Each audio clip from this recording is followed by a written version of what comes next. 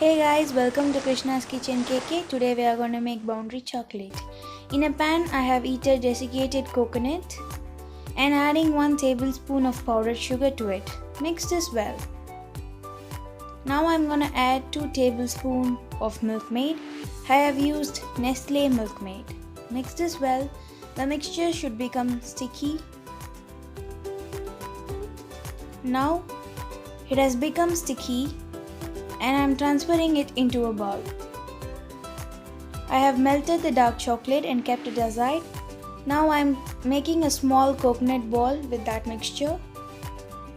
You can make whatever shape you want according to your wish. Now I am going to freeze this for 10 to 15 minutes. Let's dip the coconut balls in chocolate. Then place it in a butter paper. Repeat this process for all the balls. Now freeze this for 10 to 15 minutes. Now the tasty and yummy, delicious boundary chocolate is ready. Kindly subscribe to our channel, like, share and comment for our video. Bye bye.